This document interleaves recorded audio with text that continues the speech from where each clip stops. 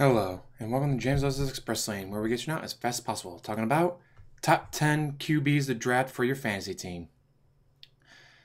There's a lot of quarterbacks out there. Some of them, heck, the backups might be better. Some of them are rookies that you might want to take a chance on, especially if you're doing a legacy league. But if you're just doing a season, don't worry about the rookies. There's really none, there's none of them that I'd be like, oh, I gotta get that rookie.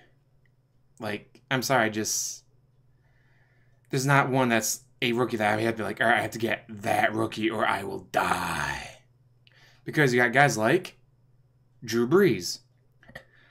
Drew Brees, as he gets older, is still throwing for over 4,000 yards a season. He has the most 5,000 yard seasons. He has the same amount as every other quarterback in the league history combined. That is amazing. With their run game catching on fire, that means more open wide receivers.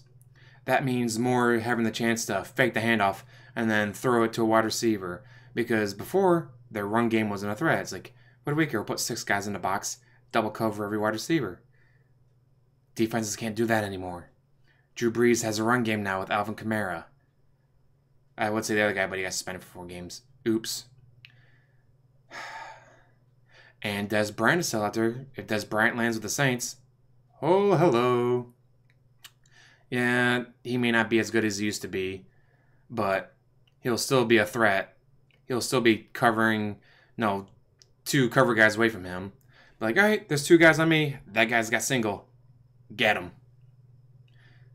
And I hate to say this, but number 2, Aaron Rodgers. Even with that injury, he'll still be good. He'll still have the team to throw to. They have no run game, so they have to rely heavily on the passing. And with Matthew Stafford, that Trubisky guy, and now Kirk Cousins, there's a lot of teams just in his division that are going to be throwing the ball a lot, which means he'll be scoring a lot of points, which means he'll have to score a lot of points. As much as a Vikings fan, I hate to say it, he's still damn freaking good. Speaking of still freaking good, Tom Brady. On a pass, first, second, and third team. They run the ball. If it's like, all right, well, we're up by 27 points 3 minutes ago. I guess we'll try to run the clock out by handing the ball off.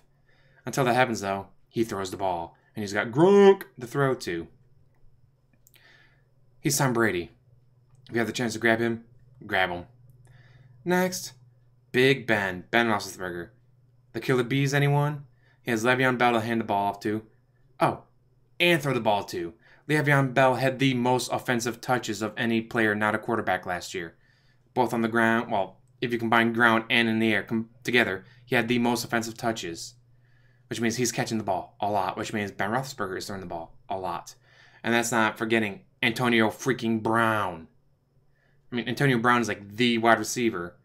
So, the quarterback to be grabbing with the wide receiver would be Big Ben. Here's one that might be a little controversial, I'm just saying. Jimmy G. Did you see what he did last year with a team that had 1 win? 1 win before he showed up. They had a win, and then he went undefeated. He was undefeated with the Patriots too. So, expect him to be putting up some freaking numbers. Especially since, they've been trying to improve their run game. I think they got Jerick McKinnon now, who's a good running back. But we'll have to wait and see how the run game does. With a quarterback like Jimmy G, they may not be using a lot of run game. They may be doing a lot of passing. Next, maybe surprised he fell this far, but Russell Wilson. He's lost the Legion of Boom, which means the defense is going to suck, which means the other teams are going to be scoring more points, like Jimmy G, which means he's going to have to score more points. And this is a guy who does it on the ground and in the air. But run game hasn't been as good since Marshawn Lynch left. Passing game, he doesn't have the wide receivers he used to have.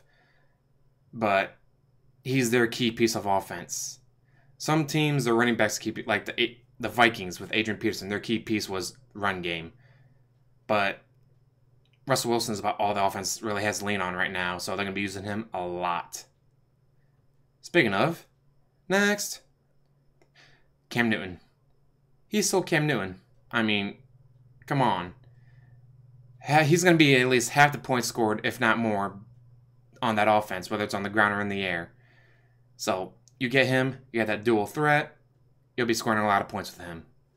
Although every now and then they do have an off game, but as long as he doesn't get hurt, he'll be out there, he'll be putting up points. This guy, next, at number 8, he's down there because of his injury, but Deshaun Watson. If he bounces back from that knee injury, expect him to be a top 5 QB in points. If he doesn't bounce back, yikes. But if he bounces back, he will be a steal. With that injury, you might be able to grab him in the 4th or 5th round. Because people were like, I don't want to draft him. He got hurt. Don't want to draft him. But know what you do? You draft him. If you have the chance. Because if he bounces back from that knee injury, he will be amazing. Another guy who bounces back from a knee injury. Carson Wentz. If Carson Wentz can come back, get him. Yeah, he was having a good rookie season, then he got hurt. But he has a lot of the same run game, a lot of the same pass game, the same defense. Like, not a lot on that team has changed. Some teams, they win a Super Bowl, entire team gets gutted. His team didn't get that to happen. So if he's able to bounce back from that injury, expect him to be putting up even better numbers than last year. I mean, there's this God, man, I mean, it's supposed to be doing a top 10, but I'm going to cheat. It's my list. We're going to go with, next, Kirk Cousins. He has the same team that Case Keenum took to the NFC Championship game, except he likes to throw the ball. He's never really had the team around him that the Vikings will be giving him. The Redskins didn't even want him. It's like, all right, we'll grab this guy, in the 12th round. We got RG3. RG3 is our starter. We'll take pity on this kid. Oh, shit, he's actually good. But Kirk Cousins got tired of playing with a shitty team, so now he signed on with the Vikings for the largest guaranteed contract, so they're going to use him. And if Dalvin Cook comes back from his knee injury just as good as he was before, Kirk Cousins is going to have the run game to lean on. He's going to have Kyle Rudolph. He's going to have Stephon Diggs. He's going to have a lot of weapons to throw to. So expect Kirk Cousins to do great. Now, some bonuses. Alex Smith. He won't throw for 400 yards and 5 touchdowns a game, but he also won't throw 3 picks and fumble twice a game either. It's like, oh, he only put up 172 yards and 2 touchdowns. Yeah, what did the other quarterback you had sitting on your bench do? 3 touchdowns and 3 interceptions and a sack. Yeah, so he scored fewer points.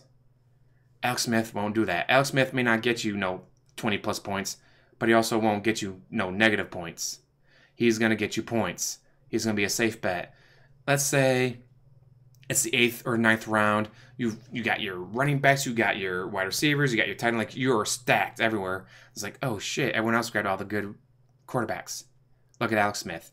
Again, if you have the wide receivers are going to get you 30 plus points a game, you might be able to get by with a quarterback only get you 12 to 15 points a game.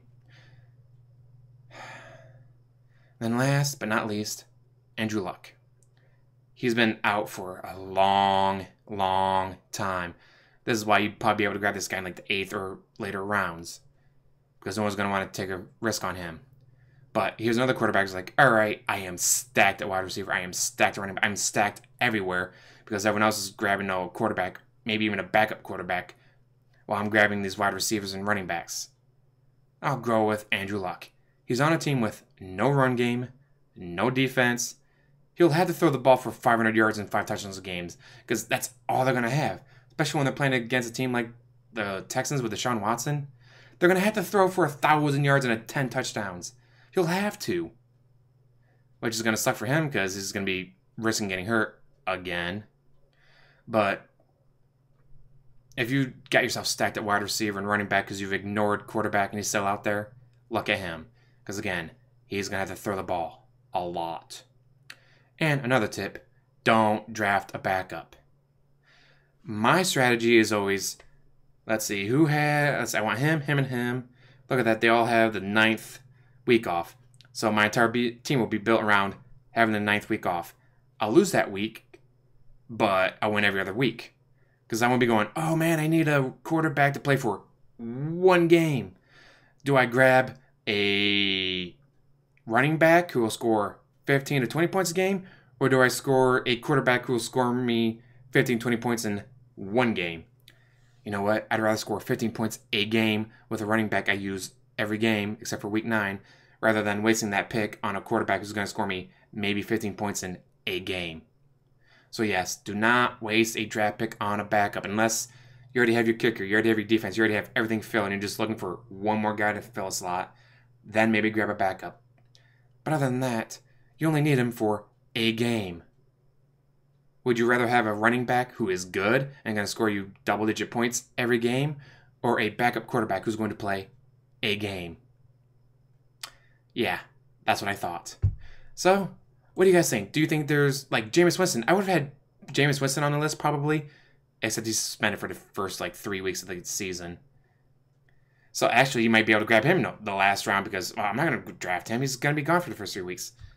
So he might be a good backup quarterback to grab if you want a quarterback to play during that bye week.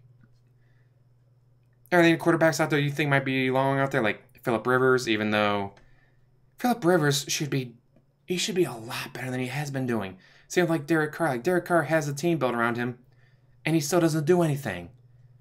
There's a lot of quarterbacks out there that's like, why aren't you better? Why aren't you doing great? Tyrod Taylor. There might be a sleeper hit to grab. The Browns suck. Always have. But now they have a new general manager. They have a new guy doing the drafting. They have a new guy doing the free agency. They got Jarvis Landry for him to throw the ball to. They have Josh Gordon if he doesn't get suspended again to throw the ball to. Tyrod Taylor might be a great steal to get. And again, what do you guys think? Is there a quarterback you think should be higher on the list? Is there a quarterback left off that you think should be on there? Do you think, why did you choose that guy? That guy, he's garbage. Let me know, because as always, like, subscribe, comment down below, and have a wonderful day.